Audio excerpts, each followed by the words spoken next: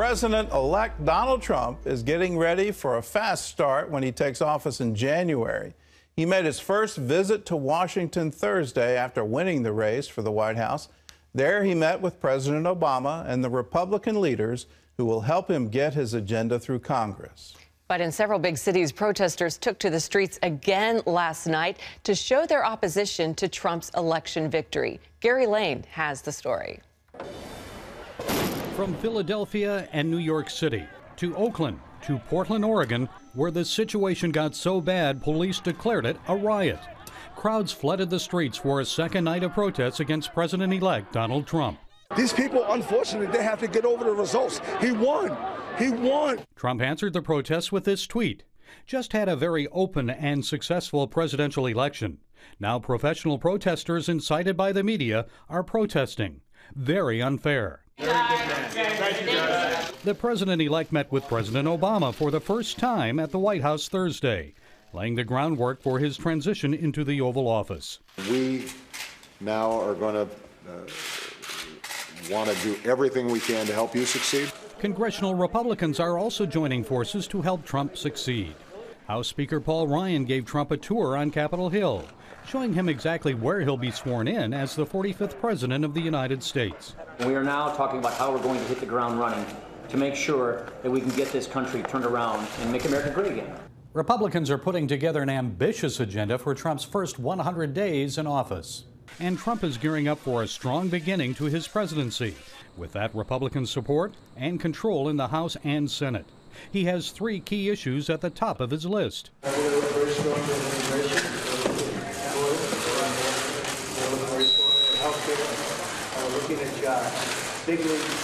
But Trump will face extremely strong opposition from Democrats on key issues like Obamacare. And one of his first and most important presidential decisions, nominating a new justice to fill the late Antonin Scalia's place on the Supreme Court. Gary Lane, CBN News. Normally, a president-elect has what's called a honeymoon period before the long knives come out. I think on this one, there's not going to be any honeymoon, but the protesters need to understand he's been through a fire in order to win this race, and he's not going to back down anytime soon.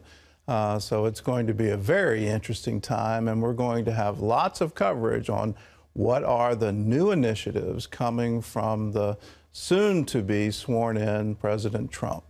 Well, Christian and conservative leaders are speaking out on why they believe Trump won and what they expect under a Trump administration.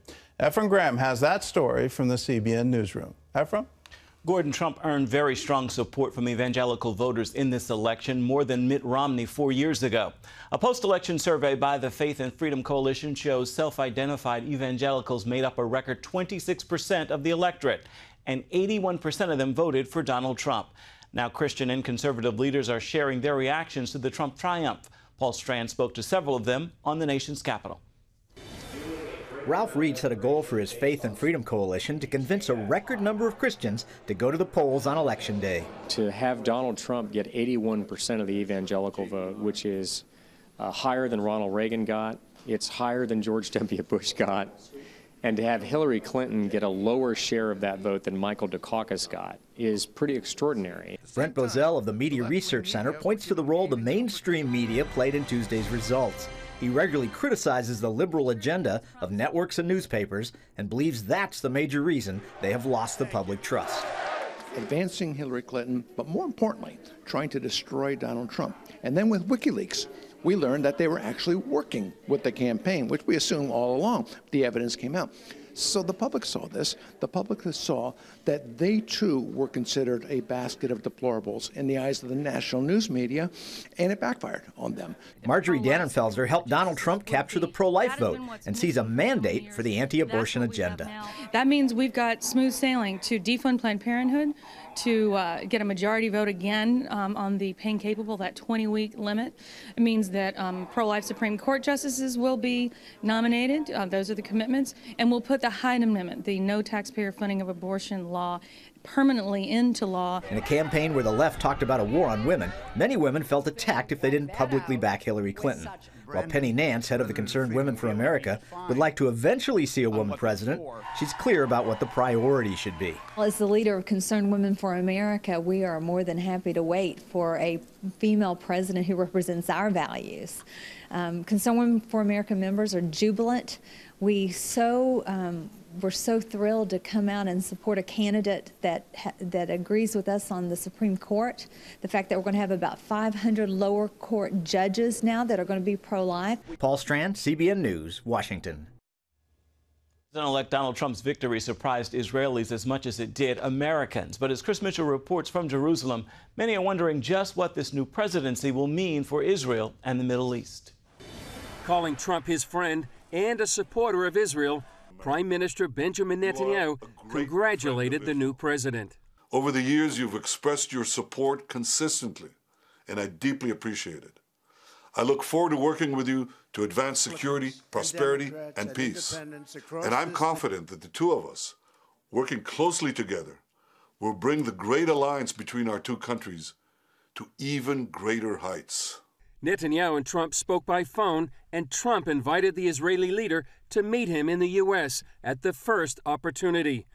U.S. Ambassador to Israel Dan Shapiro also gave a bright outlook for U.S.-Israel relations. The new administration will inherit a great deal of continuity and a great deal of achievement in the U.S.-Israel partnership. That it has a security dimension with all of the assistance we provide Israel and all of the joint agreements on technology development. Author and Middle East expert Joel Rosenberg told CBN News the incoming vice president will help ease any uncertainty.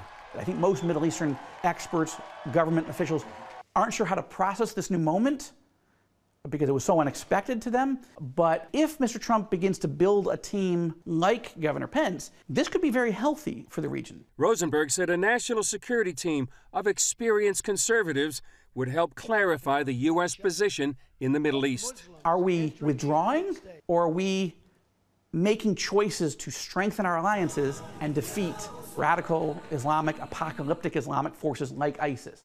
As the election dust settles and the U.S. grapples with the results, Israel and the rest of the Middle East are waiting to see just how Trump's presidency will unfold in the region.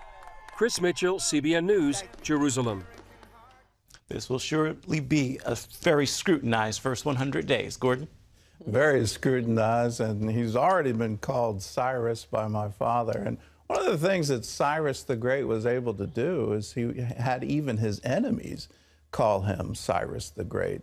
We get that title not from the Persians, we get it from the Greeks. His enemies called him great. So will that happen with Donald Trump? We'll see. But for Israel, I think it's a very positive move for Trump to be president for Israel. I think he is not going to be looking for any kind of fake peace deal, and he's certainly not going to be encouraging Iran. He's going to come in strong, and he'll likely form some alliances back with Egypt. So we'll have a very interesting time. And again, you'll get a front row seat to all of it watching the 700 Club. We're going to be covering all of these changes for you in the coming days. Wendy? You know, it's interesting because Cyrus is mentioned in Isaiah 45, and Donald Trump is the 45th president. Some people have made that comparison there. So food for thought. Kind of interesting. I don't know. You gotta remember the chapters and the verses were put on that scroll. Here's something interesting, though, that Cyrus was mentioned in Isaiah centuries before he was even born. And so when the Jews brought him the scroll, it opened the pathway for him to reestablish Jerusalem. I love that. That is really cool. That's how God works. Yes, He does.